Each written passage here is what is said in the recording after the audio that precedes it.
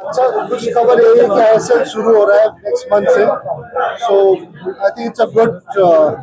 news and hopefully obviously যেরকম আগে ISL হতো দিস ইয়ার একটু চ্যালেঞ্জ থাকবেই but I think more than anything else শুরু হচ্ছে এন্ড প্লেয়ার্স গুলো ফুটবল খেলতে পারছে এটা অনেক ভালো আই থিঙ্ক নিশ্চয়ই এটা এক বছর জন্যই হচ্ছে বাট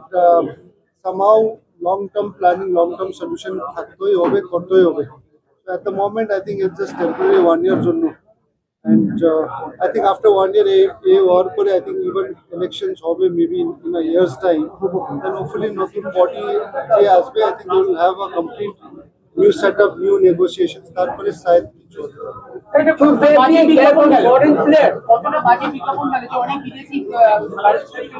নিশ্চয়ই এইটা যেরকম আগের আইএসএল মতো নো স্ট্যান্ডার্ড থাকবে না because lot of quality players ছেড়ে দিয়েছে অনেক ফরেন প্লেয়ার্স গুলো অনেক ক্লাবস থেকে ছেড়ে চলে গেছে মোস্ট অফ দ্য ক্লাবস এবছর ইন্ডিয়ান প্লেয়ার্স নিয়ে খেলছে which is also a good sign Indian players নিয়ে খেলছে বাট ডেফিনেটলি যেরকম কোয়ালিটি ছিল যেরকম চাপ হোম এন্ড অ্যাওয়ে ম্যাচেস ছিল specially ISL Kolkata east Bengal Mohun Bagan derby এখানে না হলে ইস্ট বেঙ্গল মোহনবাগান মোহনবাগান কলকাতার মাঠ নিজের হোম ম্যাচে না খেলতে পারে it is very unfortunate but এইটা শুধু টেম্পোরারি আছে আফটার 1 year আই থিঙ্ক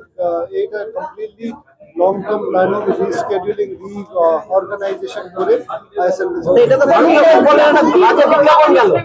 এটা তো ভারতীয় ফুটবলের কাছে একটা বাজে বিজ্ঞাপন গেল যে এত দেরি হচ্ছে বা এত বিদেশি চলে যাচ্ছে বিকজ যত সিনিয়র টপ লিগ হচ্ছে না একটা অনেক প্লেয়ার্সকে ডিমোরালাইজ হতে পারে future of Indian football question মার্কে থাকবে অনেক বাচ্চাগুলো যে ফুটবল ক্যারিয়ার করতে চায় একটা মেন্টালি একটা ডিস্টার্ব হবে বিকজ ফিউচার কি আছে কিনা I think it is definitely very disturbing and নিশ্চয় অনেক ফুটবলের জন্য অনেক নেগেটিভ এফেক্ট হতে পারে আই থিঙ্ক এবছর তো অনেক টিম অনেক কম ফরেন প্লেয়ার্স নিয়ে খেলছে সো আই ডোন্ট থিঙ্ক কোনো রেগুলেশন দেওয়া আমি অনেক ফরচুনেট বিকজ আলোকদার সাথে একটা তো প্লেয়ার হিসাবে আমি খেলতে পেয়েছি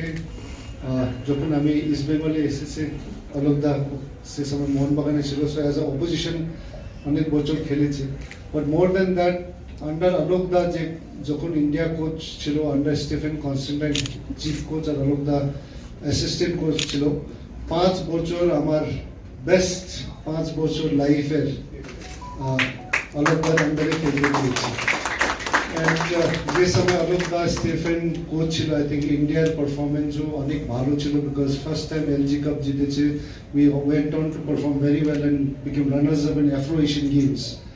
অ্যান্ড সে সময় থেকে I think as a player যখন